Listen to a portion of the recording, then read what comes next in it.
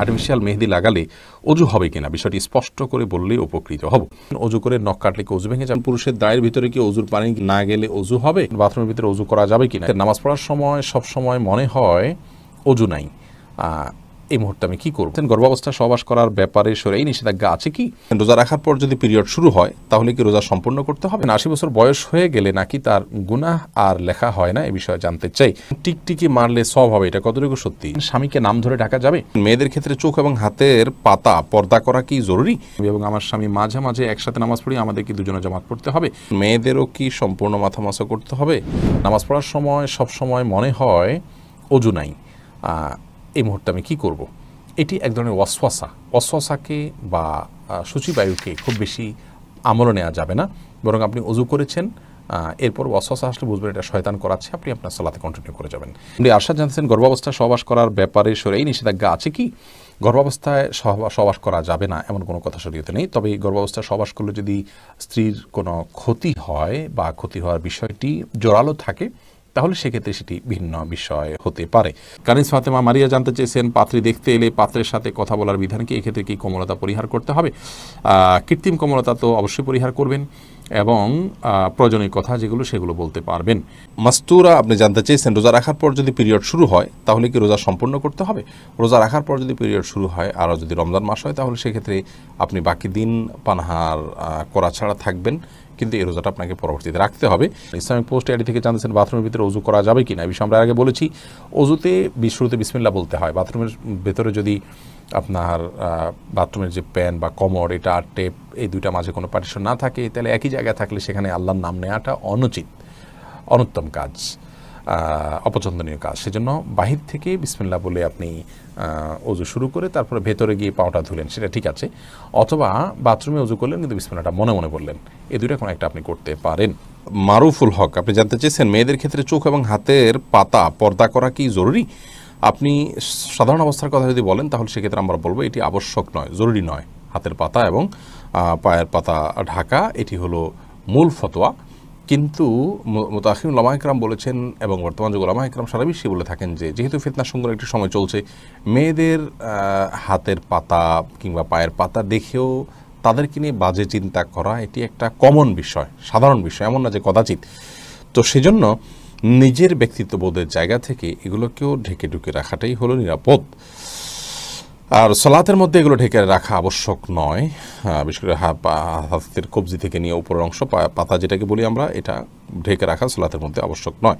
এমনি মিজানুর রহমান জানতে চেয়েছেন 80 বছর বয়স হয়ে গেলে নাকি তার গুনাহ আর লেখা হয় না, এই বিষয়ে জানতে চাই। 80 বছর বয়স হলে গুনাহ লেখা হয় না, এটি সম্পূর্ণ মন গড়া কথা। কোরআনে এরকম কোনো কথা বলা নেই, বরং মৃত্যুর আগ পর্যন্তই আল্লাহর ইবাদত করতে হবে। আল্লাহ বলেছেন ওয়াবুদ রাব্বাকা হাত্তা ইয়াতিকাল ইয়াকিন, মৃত্যু আসার আগ পর্যন্ত তুমি আল্লাহ তোমার রবের ইবাদত করতে থাকো। অতএব বয়স 80 না 70 এটা দেখার বিষয় না। হ্যাঁ, যদি কেউ শারীরিকভাবে অক্ষম হয়ে যান কোনো ইবাদত করতে তখন সেটি তার জন্য আর প্রযোজ্য থাকে না, সেটি আরেক বিষয়। রুবেন আহমেদ জানতে চেয়েছেন স্ত্রী নামাজ পড়লে স্বামী দেখলে কোনো সমস্যা আছে কিনা? কোনো অসুবিধা নেই, স্বামী বা মাহরামরা যদি দেখেন সালাত আদায় করছেন এই অবস্থা কোনো অসুবিধা নেই। এমনি সোহাগ ভূঁইয়া জানতে চেয়েছেন যদি কোনো মহিলা মারা যান তাহলে কি মসজিদের মাইক দিয়ে বলা যায়?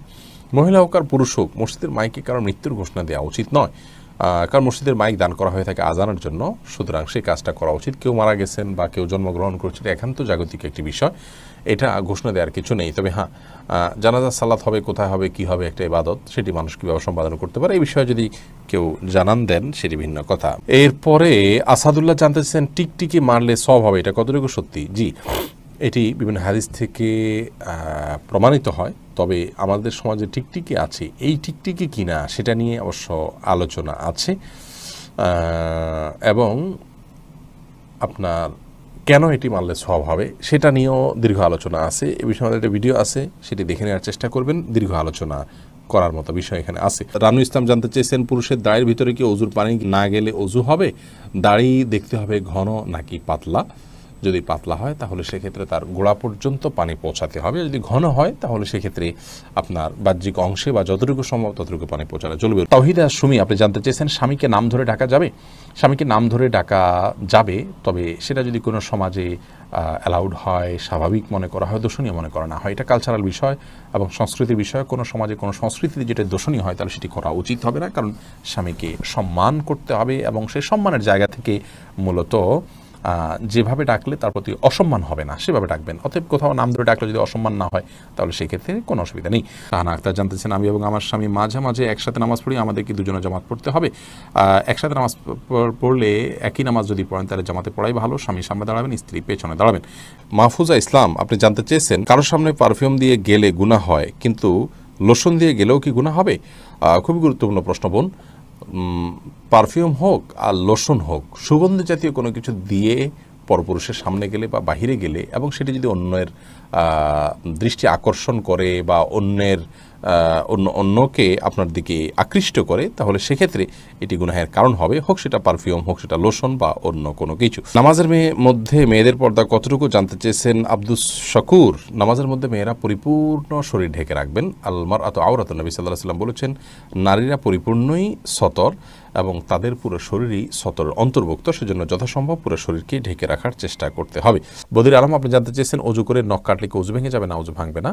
মাথা মাসে করা এবং পুনরায় পেছন থেকে হাত দিয়ে নিয়ে আসা সুন্নাহ, আর ইচ্ছা করে সুন্নাহ ত্যাগ করা মাকরুহ।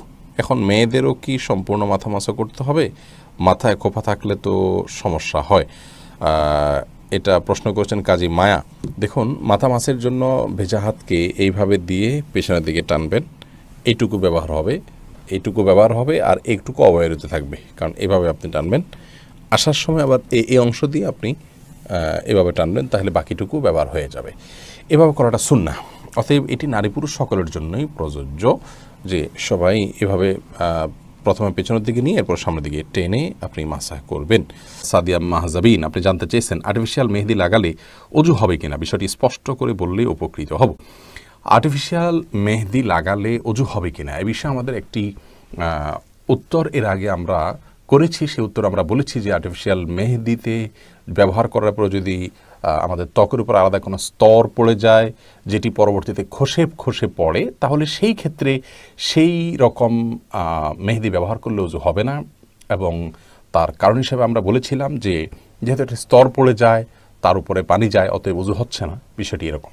কিন্তু এ বিষয়ে আমরা বিভিন্ন ভাইদের সহযোগিতায় আরও গভীরভাবে পর্যালোচনা করার সুযোগ পেয়েছি, এবং তার মাধ্যমে আমরা জানতে পেরেছি যে আমাদের আগের দেয়া উত্তরটি সঠিক ছিল না, যার কারণে আমাদের আগের দেয়া উত্তরটি আমরা প্রত্যাহার করে নিচ্ছি এবং নতুন করে আমরা বলছি যে আর্টিফিশিয়াল মেহেদি ব্যবহার করলে ইনশাআল্লাহ ওযু হবে।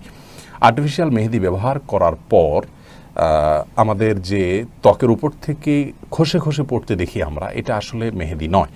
এ বিষয়ে সংশ্লিষ্ট বিশেষজ্ঞগণ এবং বিভিন্ন ওলামা একরাম যারা অনুসন্ধান করেছেন, তাদের বক্তব্য, তাদের আর্টিকেল এবং তাদের অনুসন্ধানের রিপোর্টগুলো পর্যালোচনা করার পর আমাদের কাছে পরিষ্কার হয়েছে যে মূলত আর্টিফিশিয়াল মেহেদিতে যে কেমিক্যাল দেওয়া হয়, সেই কেমিক্যালের কারণে অ্যাসিড টাইপ কিছু থাকে, এগুলোর কারণে মূলত আমাদের চামড়ায় যেখানে একটু বেশি পড়ে সেই অংশটাতে চামড়া আসলে খসে পড়ে যায়। এখানে ওই চামড়ার উপরের যে চামড়া খসে পড়ে বলতে চামড়ার যে উপরে আপনার সূক্ষ্ম স্তর বা লেয়ার আছে সেটা খসে পড়ে। এখানে খসে পড়ে এটা যে মেহেদির আবরণ বা মেহেদিটাই খসে পড়া বিষয়টি সেরকম না। মেহেদিটা কালার হয়ে আমাদের শরীরের সাথে মিশে যায়, আর খসে পড়া বিষয়টা হলো আমাদের চামড়ার উপরের সেই সূক্ষ্ম লেয়ারটা। অতএব আমরা আগে যেটি মনে করেছি সে ধারণাটা আমাদের ভুল ছিল, বিধে আমরা প্রত্যাহার করেছি সেটিকে, এবং আর্টিফিশিয়াল মেহেদি ব্যবহার করলে ওযু হবে ইনশাআল্লাহ বিদিল্লাহ, যদি তার মাধ্যমে উপরে আলাদা কোনো প্রলেপ বা স্তর পড়ে যাওয়াটা প্রমাণিত না হয়। এটা বিভিন্ন ভাবে পরীক্ষা করা যেতে পারে। ধরুন একটা কাগজে আপনি লাগানোর পরে সেখানে আলাদা কোনো স্তর হচ্ছে কিনা আপনি দেখলেন, নাকি শুধুমাত্র কাগজের এপিট ওপিট কালার হয়ে যাচ্ছে, বিভিন্নভাবে এটাকে পরখ করা যেতে পারে, অথবা আমরা পরখ করার চেষ্টা করব।